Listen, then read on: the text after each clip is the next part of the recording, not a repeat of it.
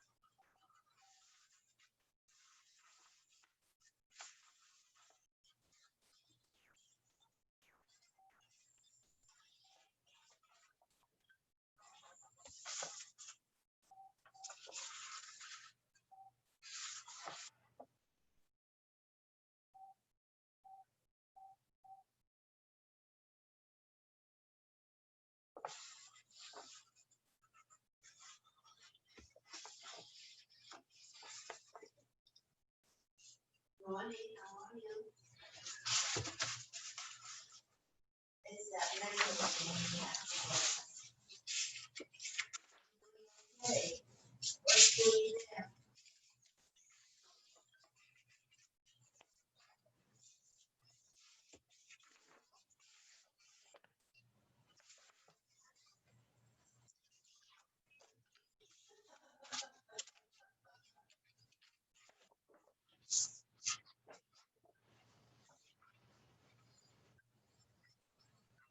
And you went and you wake up.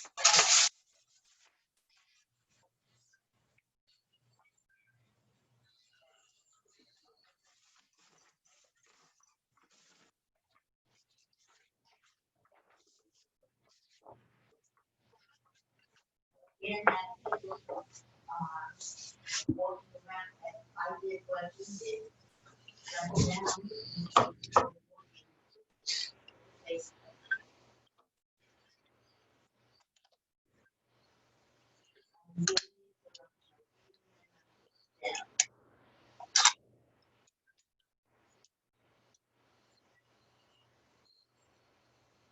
And how do you go to sleep?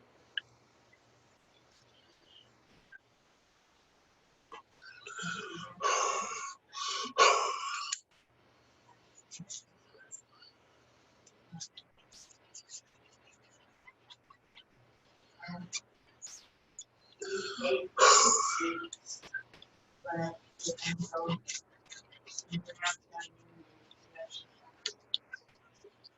there, there, you see, because these two bonded. They're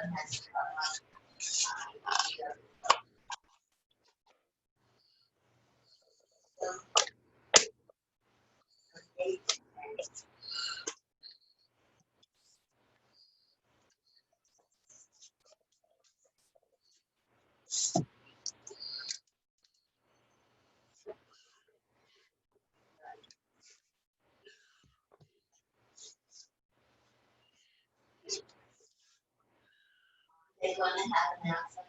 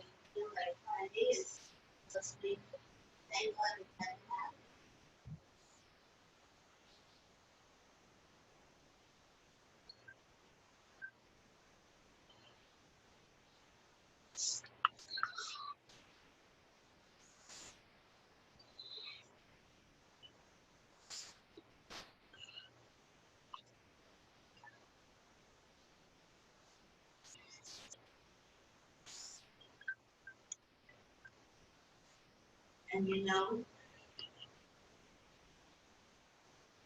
the kids have to come to the grandchildren until we go to that life that will have everybody test. And if they test okay, and they come, and they come. So that's exactly. And when that started with this, and the kids came from England, and as the zero was going,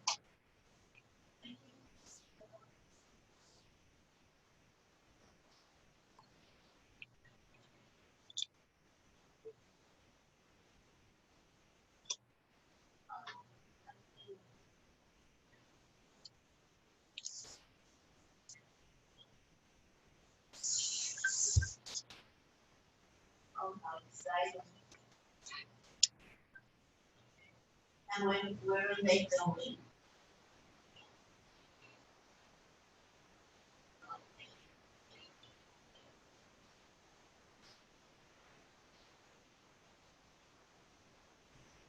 Because the wanted middle one, they come left, left last week. Yeah,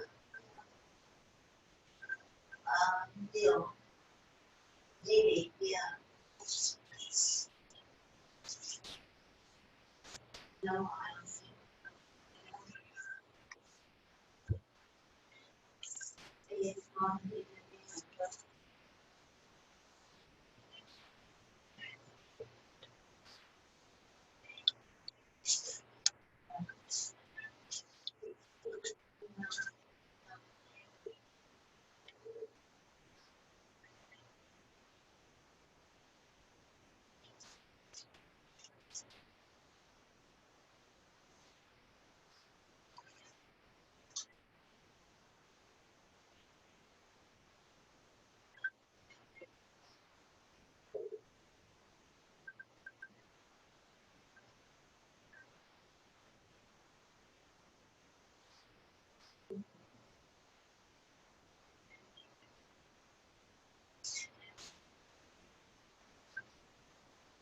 That's a good.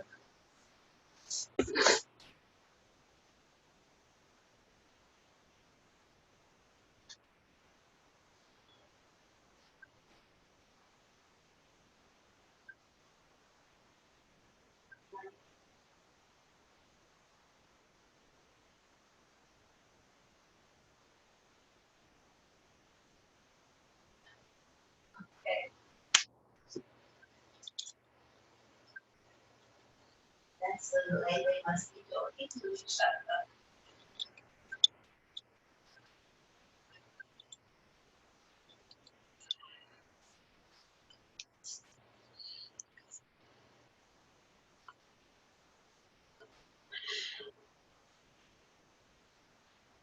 Who's calling so early? I just heard you talk.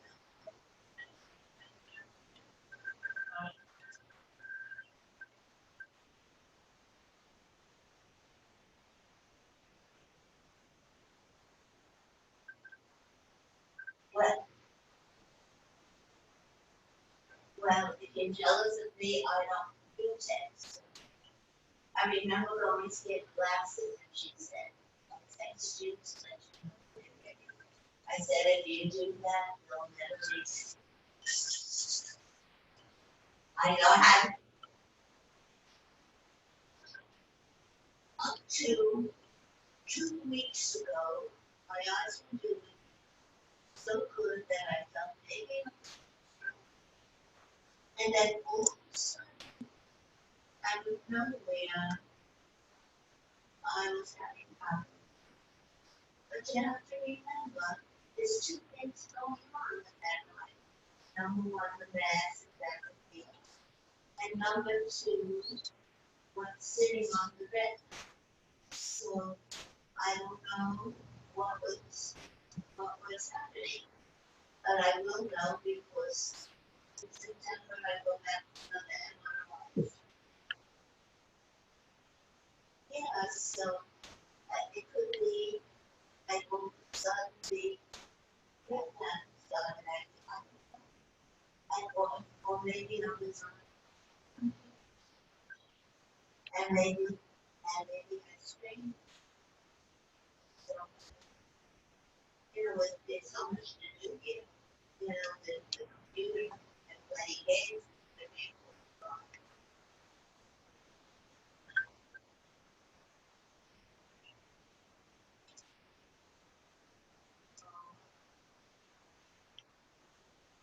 But as God said, when you come back and go normal, don't forget you with us. Good. Yes.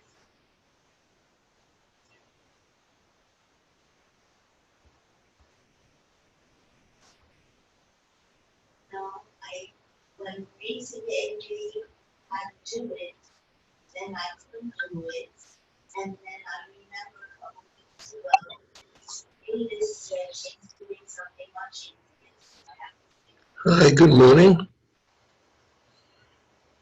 But James, do you have Netflix? Or you can get very much free. And we're watching something. It's called Gorgeous Sun. Yes. And you know,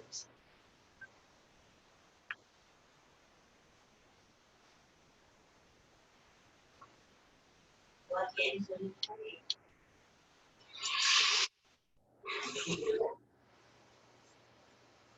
Yes. Really.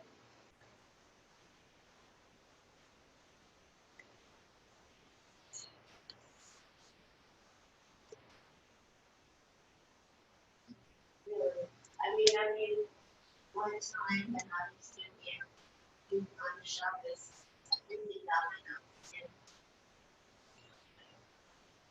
Yeah. Morning. Morning, Hoff. How you doing? Okay, how are you doing? Good. Yeah. Morning, Ken. Okay, this one. I don't know if he's opened the lights yet. Yeah, his mic. Good morning. Good morning. Can you hear me all right? I hear you. Okay, I'm using a different machine this morning and I had to adjust it. I'm still playing with it. No. All right. We'll wait a few more minutes and then we'll get underway. All right.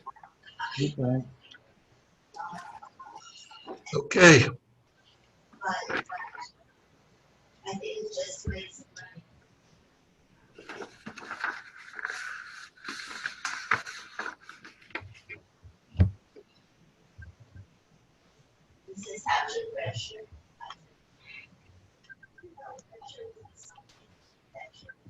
Okay. And I was just, this business of jewelry is really money making. Or just make me feel like. I hear some background noise. Somebody needs to be muted.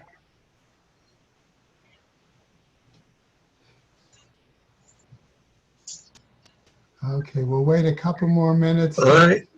Then I'll start on the sponsors and then we'll get to our material.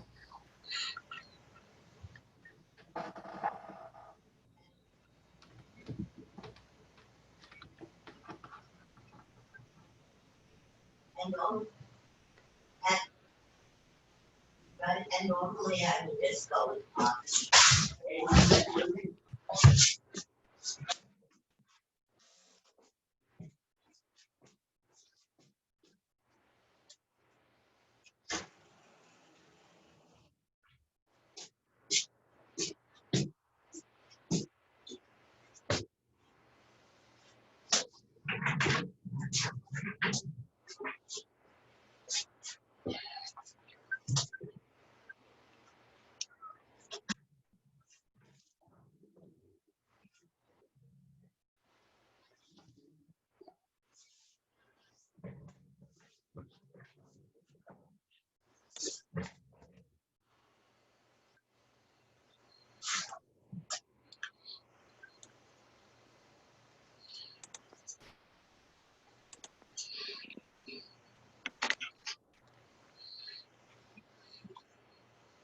Morning, Marvin.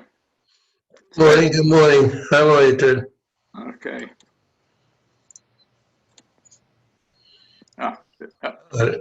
Can't get my picture. What you're gonna have to remember what I look like. That's all. All right. Get a cup of coffee.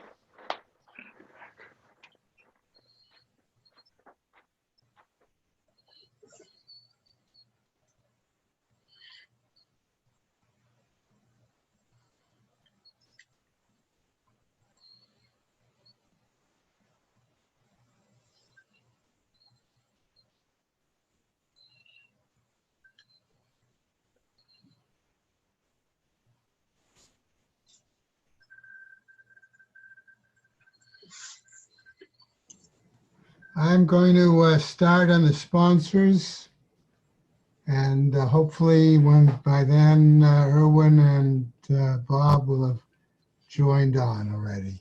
Okay, and anyone else. I'm assuming that everybody can hear me there. I hear you. Yeah, okay. All right, I'm using a different kind of mic. That's why I'm concerned. All right, sponsors, A Year of Learning, Dr. Paul Konigsberg, in memory of his brother, Dr. Sam Konigsberg, Shimon Reuven ben Labush, and Ed Goldberg's cousin, Nissen Hara Nissen ben Fardosa. Paula and Bob Bromberg, in memory of their dear friend, Julian Smith, Yehuda ben Yisrael. Malka Mann, in memory of her family murdered in the Holocaust, Harav Tzvi Hirsch ben Shlomo Yaakov, Sarah Bas Ephraim, Yisrael David ben Harav Tzvi Hirsch, Ephraim ben Harav Tzvi Hirsch, Adia Bas Harav Tzvi Hirsch, Miriam Bas Harav Tzvi Hirsch, Pesel Bas Harav Tzvi Hirsch, Shalom ben Harav Tzvi Hirsch, Shlomo Yaakov ben Harav Tzvi Hirsch, Shmuel ben Harav Tzvi Hirsch. The many friends of Dr. Marvin Blush, Moshe Shalom ben Yitzchak Halevi, friends of Toby Peres, Sarah Tova Bas Yisrael Dov. A month of learning sponsored by Gary and Marcia Schrager in memory of his father David ben Yosef and his mother Freda Bas Hendel. Also a month by Dov Budlander in memory of his father Tzvi ben Yaakov Yitzchak, his mother Bela Devasha Bas Harav Dov Bear, his father-in-law Yehuda Tzvi ben David Nachum, and his mother-in-law Alta Chaya Bas Avram Yosef. Mel and Haran Haller a month in memory of his father Avram ben Ze'ev. A Week of Learning by Judy Iger in memory of her son Yerachmiel ben Aharon, and by Judy and Marty Engel in memory of her father Chaim Yosef ben Alta Yaakov. Also, a day of learning by Jesse and Sarah Miralis in memory of his mother Bracha Bas Harav Matisyahu Yehuda and his father David ben Harav ben Yamin Menachem. May the neshamas have an aliyah, crank a rafia, velti yashir, Hashem ataliya, and l'chol b'nei Yisrael a good geben shtiar. Amen. Okay. All right, I believe we're on Kaf Best today, right? 22. Okay. And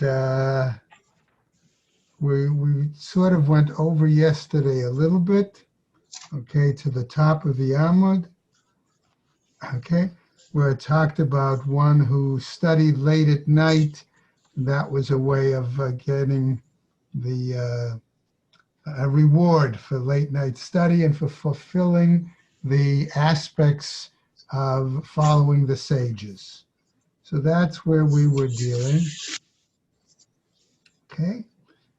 We got to the example, okay, of the story of Rav Adabar Masna, who left his wife dealing with the kids, what to feed them. All right. Not a great story, but that's the implication is his dedication to learning and his that eventually he would get rewarded for that. Okay, so we're now going to therefore pick up the topic of a reward, divine reward. Okay, and the Gemara continues. We're about 7 lines down from the top of the Amud on Kaf Bet Amud Aleph, right? 22a1 if you're using Art Scroll, right?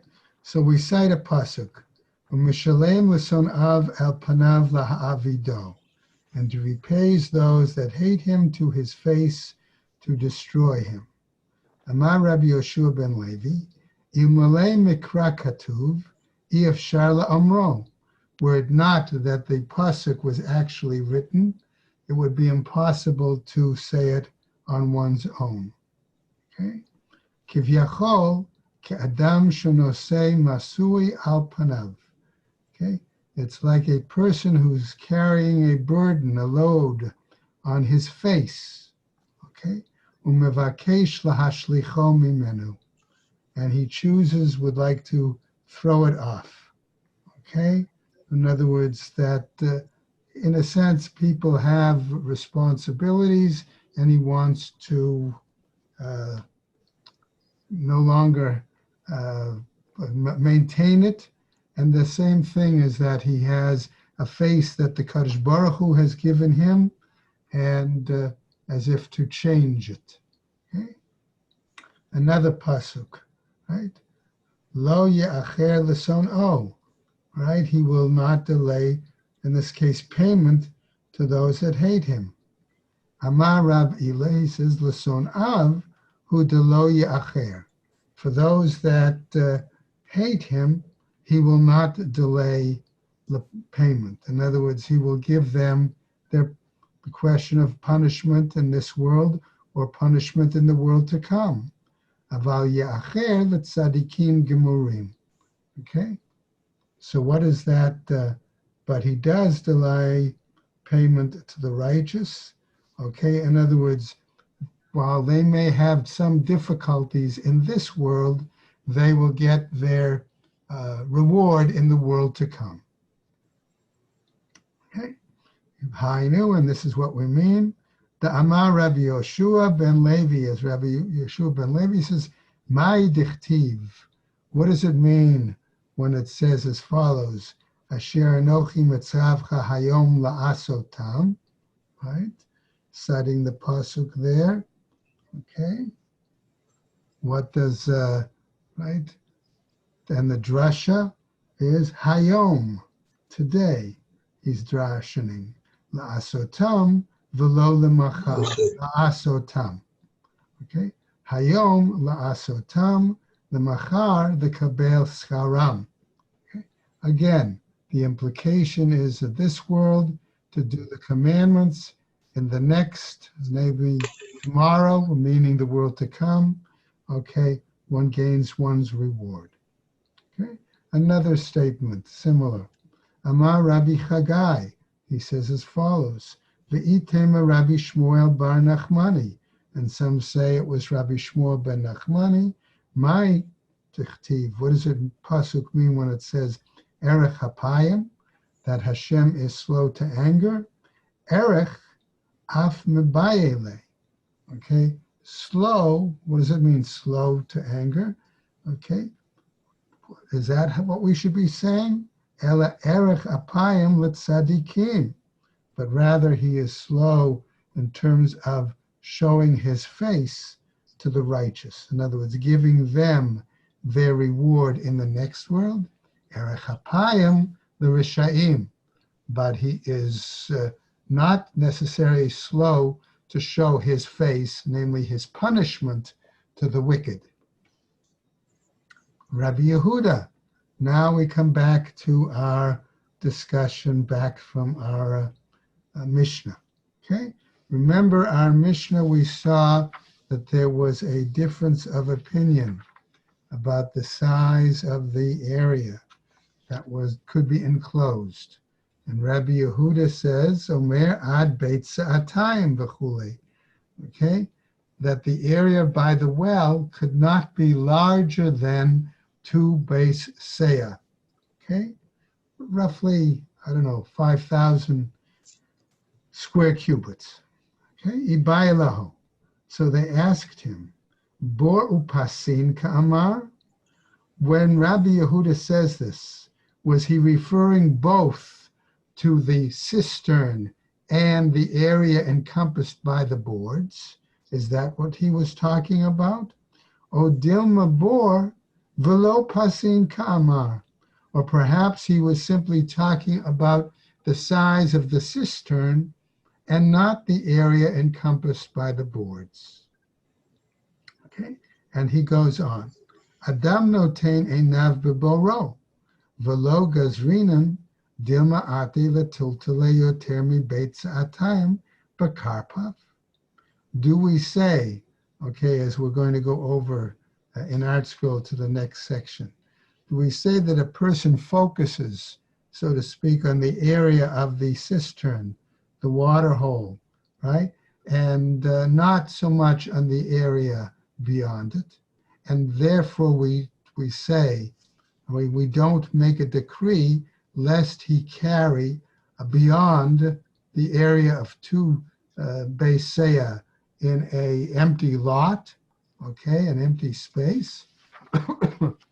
Oh, he says,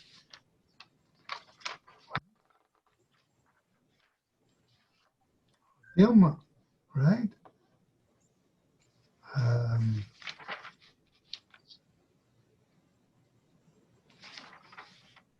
Okay, he says, O Dilma, Adam notain einav b'mechitzato.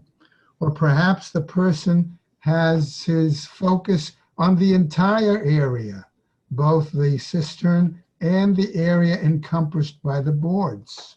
The gazrin. Rabbi, Yes. I'm sorry. A beit seah is a big area, Right. So the water would be like a lake size. Is that what they're talking about? Not necessarily. It could be this. Remember, we're talking about a bore is a cistern. So we're talking about, it could be a very large area, okay? But it's many square amos. Right, think of Right. one of the ponds here in the village, Okay, okay? All right, but it's an enclosed area, I see. Okay. okay? In other words, it's man-made, it's enclosed, and it relies as its source on the collection of rainwater. Yeah. Okay? All right? O Dilma, or perhaps Adam notain einav b'mechitzato. Or perhaps the person focuses his attention on his area, right? On what's totally enclosed. V'gazrinan, and we therefore do make a decree, Dilma perhaps, ate le'ichlufe yutermi beitz atayim bekarpaf, that he might exchange it, right, and therefore carry more than 2 beitz seah in a karpaf, in an empty lot, okay, in a general area. So the Gemara wants now to try to come and give us a conclusion, right? Tashma, okay? Listen to the following Braita. Kamahen Mekurabin, how close is it, right? Can a double post be, right? We said, Kadei Rosha V'Ruba Shel Para, so long as the head and the majority of the body of the animal, of the cow, can be within the enclosed area, right? Right, and then further, the Mishnah said, or the Braita here, V'kamehen meruchakin, and how far away could they be? Afilu kur, afilu kurayim, even 1 core, even 2 cores. Now that's a significant amount of space, right? Because a core is even bigger than 2 beiseya. So now you're talking about almost an entire field, right?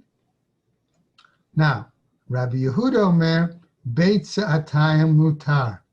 So here we see Rabbi Yehuda says that if the area enclosed by the double posts is Beis Atayim, right, 2 beiseya, that's permissible to carry within that area. Yeter mi Beis Atayim asur. More than that, it is forbidden. Amru la Rabbi Yehuda. However, now the sages say to Rabbi Yehuda, I atamodeh, excuse me, don't you acknowledge badir in an animal pen, besar, or a stable, muktzah, a backyard area, v'chatzar, or a courtyard, afilu beit chamisha shet beit chameshet kurim, ubeit aseret kurim, even if it were to be as large as 5 core, or even 10 core, shemutar, that once it's enclosed, even with inferior walls, as we've come across that phrase, right, that it should be permitted to carry within it. Amar lehem. So his answer to them in that situation, zo mechitza ve'elu pasim. He says, in those examples, you have real partitions. In other words, it's not parallel, it's not comparable. Whereas here, you only have the boards. In other words, it's an inferior partition. Here we can use that term properly, I think, okay? So what happens? Rabbi Shimon ben Elazar Omer, he says, Bor beitz atayim, a beitz atayim mutar. He says, if you have the cistern, and the cistern itself, okay, is a huge cistern, right? It's 2 beiseya by 2 beiseya. It's permitted. V'lo amru laharchik ela kadei rosha v'ruba shel para. And maybe that's why they said that if the cistern is that large, that all you need is to put the boards, the double boards, so that the animal's head and most of its body is within that enclosed area. Hami de Ka'amar Rabbi Shimon ben Elazar, bor velo pasin. And if we're going to determine that Rabbi Shimon ben Elazar in this statement is referring to the cistern itself, and not the board, right, and not the area included in the boards, Miklal the Rabbi Yehuda, we theoretically could infer from this that when Rabbi Yehuda is speaking, Bor upasim kamar. He's referring to the cistern and the areas included in the enclosure. That's what he's talking about. But the Gemara wants to respond, okay, to this and tells us, lohi velohi. In fact, that's not correct. Rabbi Yehuda bor below pasin kamar. Rabbi Yehuda, when he's talking about in an area of 2 beis seah, he's referring simply, I'm going to say, to the cistern and not to the area enclosed in the double boards. Ihachi, but the Gemara says, wait a second. If that's the case, Hainu de Rabbi Shimon ben Elazar, then that's no different than the statement of Rabbi Shimon ben Elazar, right? But the Gemara is going to come back with an answer. However, there is a difference between them. Arich v'katin, okay? If the question of the area is not square, but the area is long and narrow. Klal amar Rabbi Shimon ben Elazar. And here's where Rabbi Shimon ben Elazar, okay, is going to make another statement, okay, that gives a following principle, right? Kol avir shetash misho ledira. I'm going to translate avir here is not as air, but any area, okay, that is designated its purpose for residence, kagon dir, okay, like a pen, even though that's not human residence, it's still associated with residence, with living, right?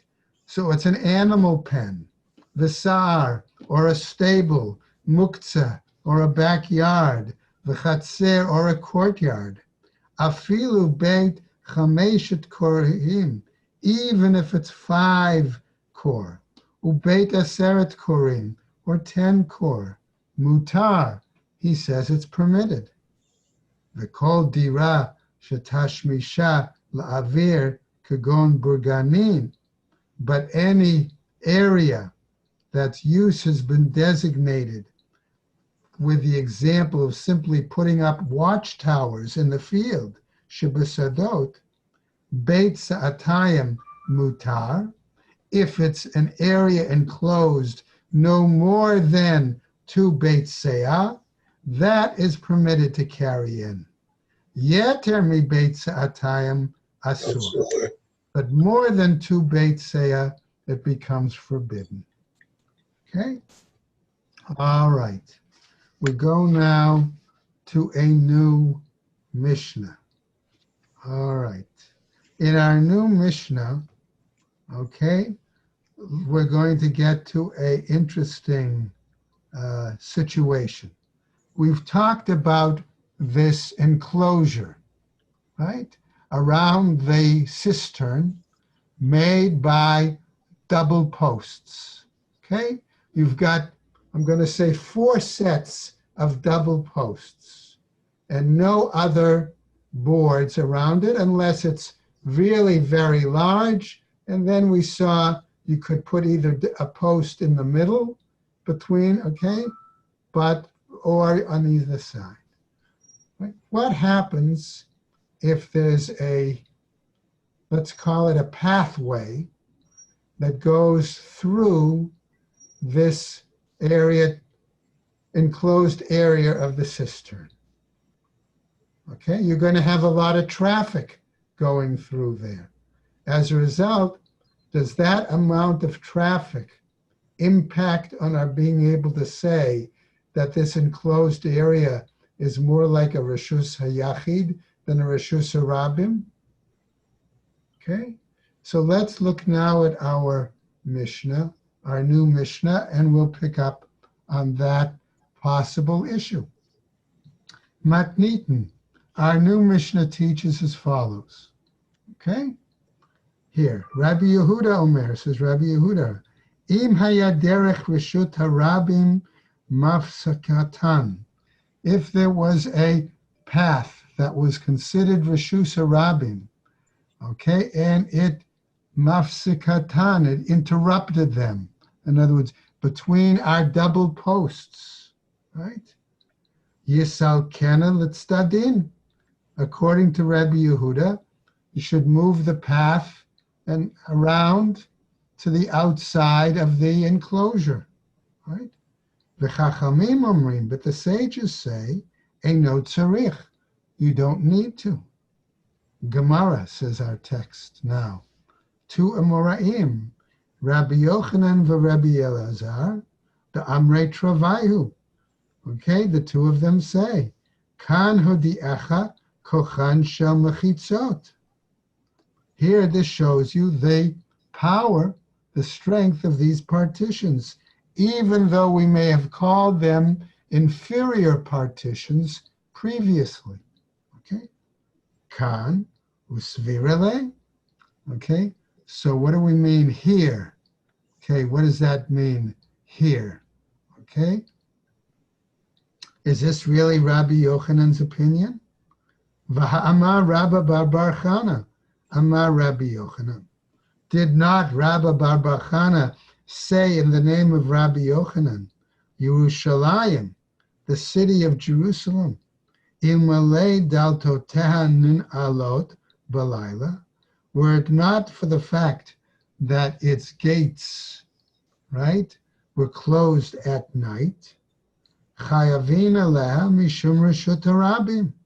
One might be considered then obligated, right, over, okay, liable for carrying in a public domain. Helakan.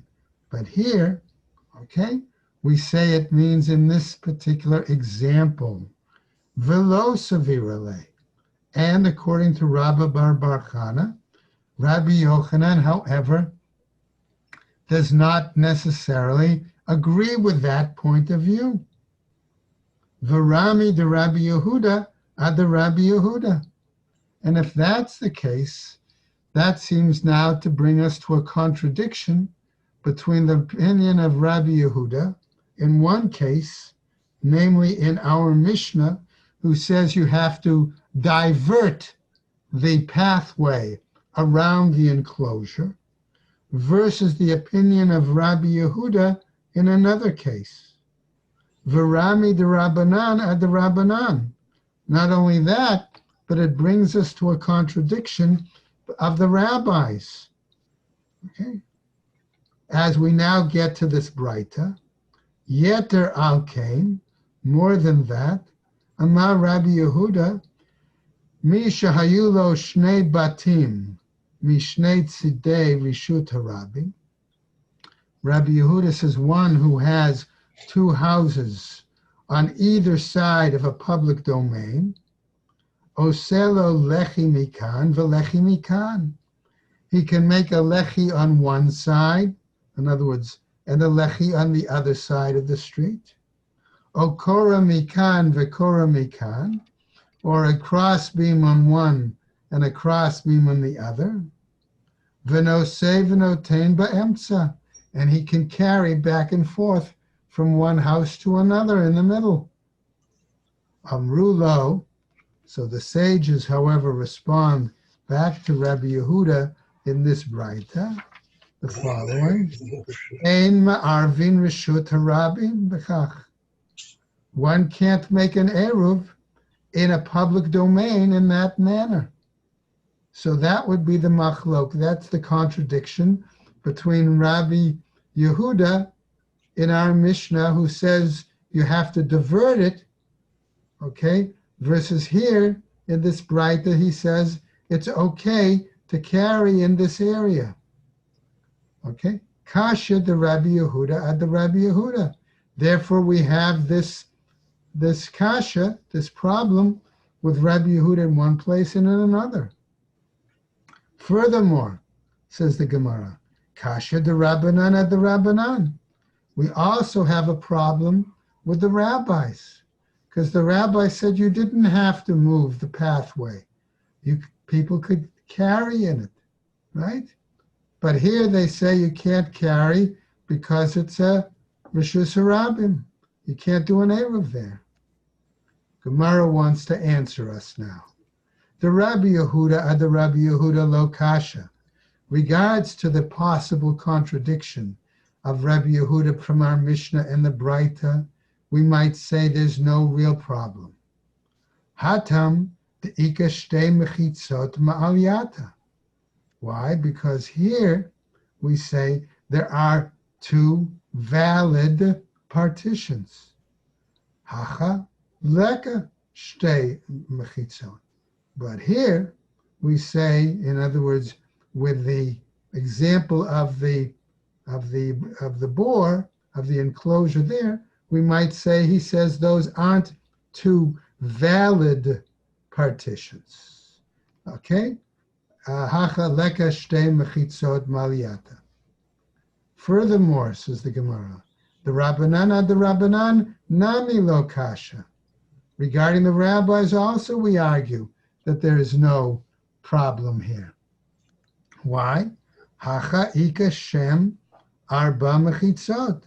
Here we can say that with regards to the enclosure of our double boards, you really have 4 partitions, right? Each corner, right, sets up 4 sides. Hatam, there in an example with the houses, leka shem arba mechitzot. We don't have 4 partitions. We really only have 2, the houses themselves. Okay? Amar Rav Yitzchak bar Yosef. He says, Amar Rabbi Yochanan. Now, in the name of Rabbi Yochanan, he says as follows, Eretz Yisrael, ein chayavin aleha mishum rishus harabim. Okay? In land of Israel, one is not liable for carrying in a rishus harabim on Shabbat. Now, Yativ Rav Dimi, Amar le lahashmata. Rav Dimi repeated this lesson of Rabbi Yochanan. And now what happens? Abaye, Amar le Abaye, the Rav Dimi, and he says to my Tama, what's the reason for this ruling? Let's roll over. Ilema mishum demakifla summa detzor. If he's going to argue, and here's where we get a little bit of geography in today's lesson, okay? If we're going to say that regarding the land of Israel, it has natural geographic boundaries that act as partitions, namely on the Mediterranean coast, we have Sulma Detzur, the ladder of Tyre, which is Rosh HaNikra. Okay? So we have cliffs there. Okay? Mehach Gisa on one side. Okay? Umachtana Degader. And on the other side, Mehach Gisa, we have the slope of Kedar, namely those are the mountains of Gilad, which is a region that slopes down, okay, from the mountains all the way down to the Sea of Galilee and the Jordan River. So we have high mountains on that side. If you're going to say that that serves as an example of natural boundaries to make partitions for Eretz Yisrael, and that's the argument he's using. Bavel, right, Bavel, Nami Makifla. Then I should apply the same kind of logic to Babylonia, all right, and say it also could have natural geographic partitions. Prat Mehach Gisa, the Euphrates on one side, V'diglat, the Tigris on one side, and V'diglat and the Euphrates, Mahai Gisa, and the Euphrates on the other side. the kula alma, okay? Nami ma. Right, so wait a second, says the Gemara. If that's your idea, that these these rivers, large bodies of water, can serve as a natural partition, the kula alma, then you could say the whole world has natural partitions based on water, right? And you'd never have a Rishus Harabim. Right. Nami makif okeanos, because we see it's surrounded by the Oceans. the ocean. Dilma ma'alot umordot, he says. Perhaps here, what do we say? Okay, maybe we're only referring to ascents and descents. Maybe that's what you're talking about. Amarle, so he refers back to him. Karpana, okay, or karkafna, which is actually a skull, but the implication is bright one, smart one, okay. Chazite l'rishech, okay. I see, he said that your head was among the pillars, okay. Art Scroll likes to translate it, okay. In other words, you were paying attention in the base midrash. Chazite l'rishech be'amudei ki amar Rabbi Yochanan lahashma'ata. That you were really paying attention when Rabbi Yochanan said this lesson in the base midrash. Itmar nami, and it was also said as follows: Ki ata Ravin, when Ravin came, Amar Rabbi Yochanan, he said in the name of Rabbi Yochanan, Va'amre la Amar Rabbi Abahu, Amar Rabbi Yochanan. And others say it was Rabbi Abahu who said it in the name of Rabbi Yochanan. Ma'alot umordot shebe'eretz Yisrael ein chayavin alehen mishum reshus harabim lafi she'enan kedegale midbar. Okay, that these ascents and descents in the land of Israel, okay, one is not liable for carrying in the excuse me, on a public thoroughfare. Why? Because they're not like the flags in the desert, like the encampment in the desert, okay? Because that's what the area of camps will use as the determining factor, okay, for the measurements of tchumim, right? By mine rechava miraba, okay? We now get to a slightly new section. Rachava asks from Rava the following, right? Tal hamitlaket asara mitoch arba amos. I don't have the word amos there, but we have to read it into the text. I have a mound, okay? And it rises to the height of 10 tfachim. Excuse me. Let me just take a quick drink.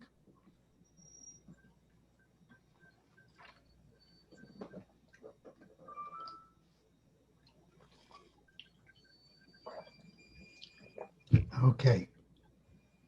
So this mound rises to a height of 10 tfachim, and its circumference, its depth, is 4 amos, right? V'rabim bok'in bo. Not only that, but many people travel on it. Chayavin alav mishum reshus harabim. Do we say in this case that one would be, in other words, it's large enough to be a separate domain, and therefore, in addition, many people travel on it? Do we say then that if somebody carries on it on Shabbos, that they're chayav? Oh, or perhaps ein chayavin alav.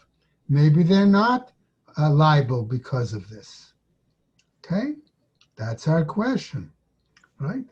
And therefore, we would say that the slopes of the mound have no application. Are they? Isn't that the question in some cities or areas where you have avenues and streets with a lot of traffic? Exactly. That can't have an air of there or something. Right. That's the key element, right, Marvin? Okay, that the amount of traffic might preclude having. Right. All right. So the Gemara continues. Aliba de Rabbanan lo tebayela. According to the rabbis, all right, you don't have to necessarily. You don't have to. You don't really have a question here, right? Why? Because of the following. All right. Hashta, in this case, umahatam de nechatash mishtai amre rabbanan. Why there? Because the rabbis say the amount of public traffic doesn't nullify the partitions. Lo atu rabim umevatle la mechitzata. That the number of people don't come and nullify the partition. Hacha delo nechatash mishtei. But here in this mound, where the, let's say, the use of the mound as a thoroughfare is much more difficult. It's not comfortable for them to climb up and down and things like that. It's not convenient. Lo kol shekain. Okay? That's the question. Ki tebayelach, where do you have to ask it? Aliba de Rabbi Yehuda. Mai. You have to ask it really according to the view of Rabbi Yehuda, that holds that the public traffic is going to render it, the partitions annul. Right. Okay? Hatam huda nechatash mishtei. There we say it may only be a situation that the posts serve as a valid partition because it's convenient, because it's easy to go through. Hacha, but in the case of the mound, hu delo nechatash mishtei, where it's not convenient, right? The road is not convenient. No. Lo atu rabim umavatle mechitzata. There, Rabbi Yehuda might argue that in that case, okay, even if people come, it doesn't nullify the partitions. O dilma lo shna, or perhaps there's no difference, okay? That wherever there's a lot of public traffic, it's going to nullify the partition according to Rabbi Yehuda. So what happens? Amar le chayavim. Rava then tells Rechava they would be liable for carrying. Right? Because the implication is the amount of traffic would nullify the partitions of the mound. Va'afilu olin lo b'chevel.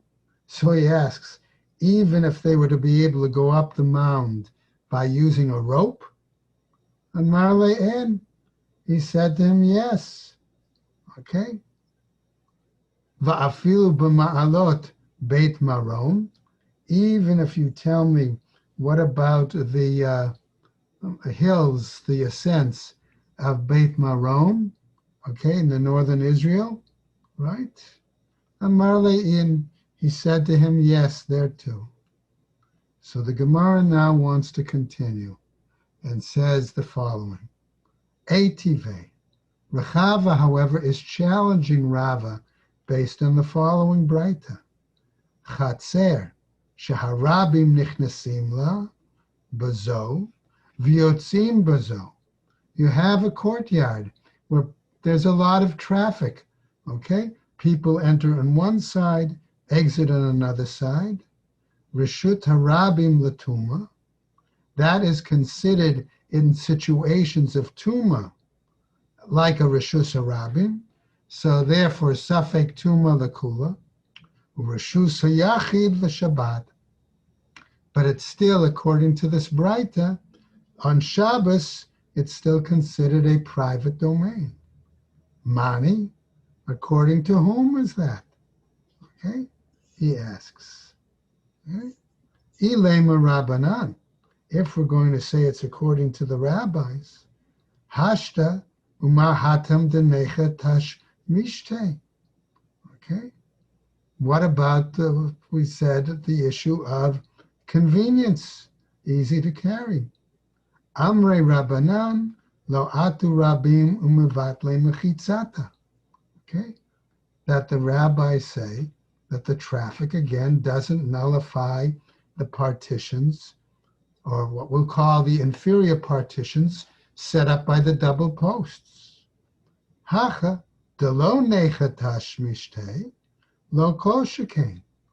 Okay, and here, where the use of the road is not convenient, then certainly the amount of traffic is not going to nullify the partitions. Ela lav de Rabbi Yehudahi, but rather not. Doesn't it have to be according to the view of Rabbi Yehuda? Lo, says the Gemara.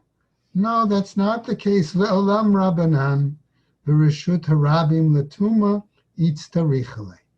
No, this is still according to the view of the rabbis, and it had to be stated clearly, okay, because of the issue of the question of tuma. Now, we get to a slightly new topic in a new Braita. Okay? With, again, Rav's view, right? Tashmas is the Braita.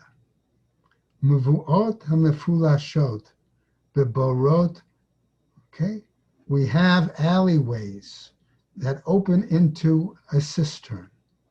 B'shichin, or they open into a ditch that might have water in it. Ubema'arot, or it opens to a cave. Reshut hayachid, the Shabbat, or Reshut harabim, the Tumah. Okay, but it is considered a private domain vis-a-vis Shabbat, but a public domain in regards to Tumah. So the Gemara here, okay, wants to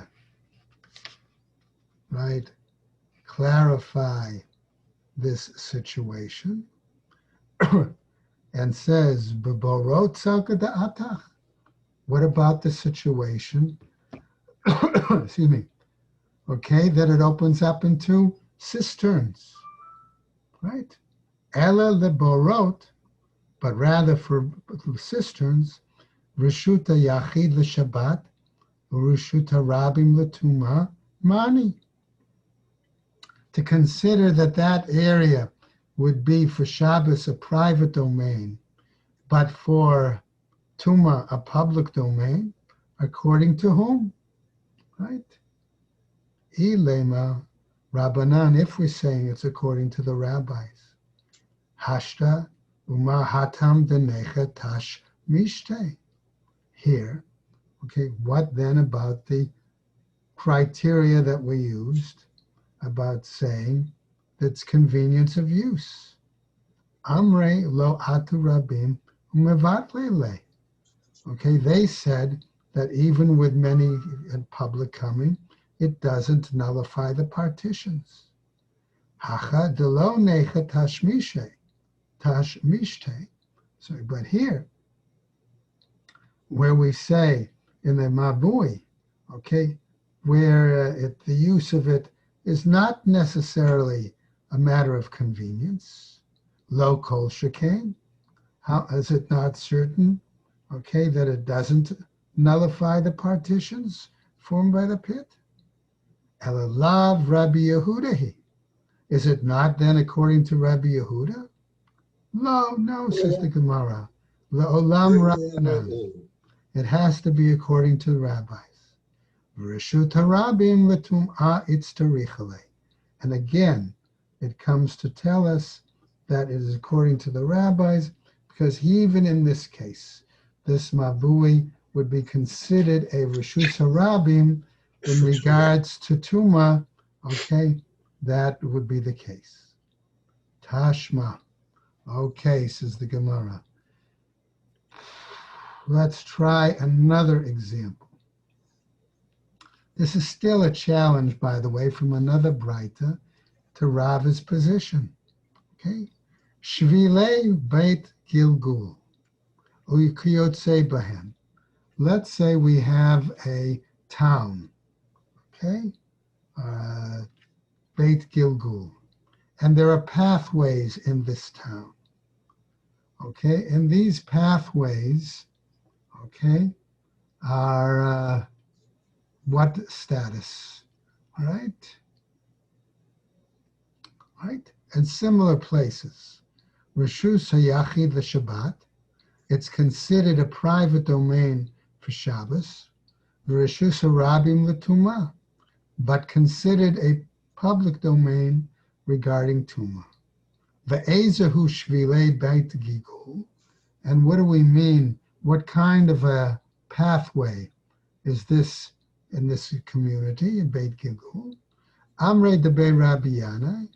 They said, according to the Academy of Rabbi Yanai, Kol She'ein Ha'oved. Okay, we're going to say it as follows, or actually Ha'eved. Kol She'ein I was going to say Ha'oved is the worker, but Ha'eved the slave. Yachol Litol Se'ah Shel Chitin V'yarutz Lefnei Sardiot. It's a pathway, a steep pathway that is so steep that a servant, a slave, cannot carry a measurement, a seah of wheat, and run up this incline before some sort of official, military officer. Mani, according to whom is that? Ilema Rabbanan, if we're going to say that's the view of the rabbis. Hashta here. Umahatam denecha tashmishte. Okay, so therefore we're going to ask, if the cases of convenience of the road, okay, what about how do the rabbis say that the public traffic, right, doesn't inconvenient, doesn't make it no longer good? Amrei Rabbana. Lo atu rabim umevatle la mechitzata. Because it's the rabbis who say that even though there may be a lot of public on that roadway, it doesn't nullify the partitions. Hacha. But here in these kinds of steep pathways,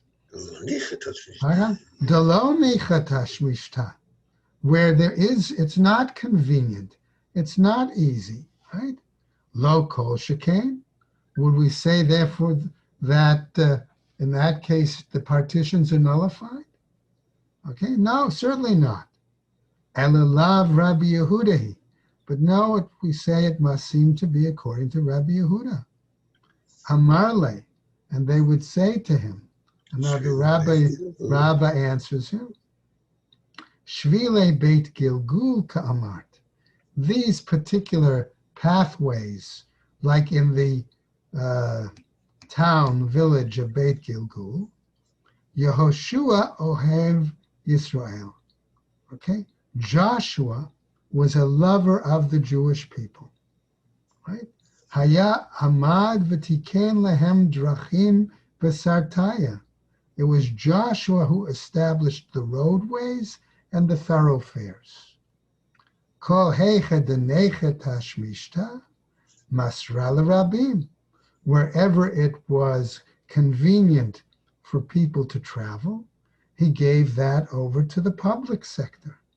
Kol heicha delo necha tashmishta. Where it wasn't convenient for travel, masra liyachid. He handed it over to private individuals. Okay?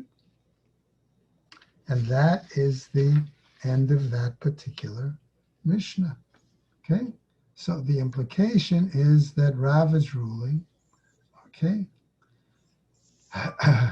That still, so long as even though it's a steep road, okay, we might say that it's still the sides are valid partitions. Okay, a new Mishnah. All right, finishing up on this, we'll go a bit. All right, what's our issue now? Okay, we've been talking about these pasim, these double boards surrounding a well. And we talked about the fact that there are more than one variety of well. One we call this bore, a cistern, that water is collected from the rain. One we call a well because it's fed from underground springs. Okay? So our new Mishnah. Echad bor harabim. Okay, the same applies to a public cistern, ube'er harabim, or a public well, ube'er hayachid, or a private well, osin lehen pasin, says the Mishnah. We can put the double posts around them to make an enclosure. Aval lebor hayachid, but in regards to a private cistern, osin lo mechitza, gavoa asarat tfachim, divrei Rebbe Akiva. For a private cistern, the owner must make some sort of enclosure of at least 10 tfachim high, according to Rabbi Akiva. Rabbi Yehuda ben Baba Omer, ein osin pasin, ela lebe'er harabim bilvad. According to Rabbi Yehuda ben Bava, we cannot use the double posts, what we call the inferior, so to speak, partition method. All right, these 4 double posts, except for a public well only. Ulashar, and according to the others, namely a public cistern, or a private cistern, or a private well, okay? Ulashar osin chagura gavoa asarat tfachim. We have to make some sort of I'll use the word belt. That's what Art Scroll uses, okay? But we'll call it a belt, an enclosure, right? Something going around, okay? At least a height of 10 tfachim around the watering place. Okay, so we can imagine something, posts with ropes around it, right? And tomorrow we'll pick up on Kaf Gimel Amud Aleph with the Gemara that clarifies that that last little Mishnah. Okay, right. So that's it for today, everybody. Okay, stay well. All right, and hopefully we'll see everybody, all right, tomorrow. Thank you. Thank you very Okay, much. Rabbi, what time tomorrow? Oh, okay, good question, Bob. All right, tomorrow is Tuesday, which means we would normally start at 8:15. Okay, Talking about an outdoor minyan. if they're going to have an outdoor minyan starting at 7:30 like we've normally done, then the 8:15 time should not be too difficult. We'll say between 8:15 and 8:20. Okay, something like that. All right, everybody. Thank you very much. Have a great day. Be well. Take care.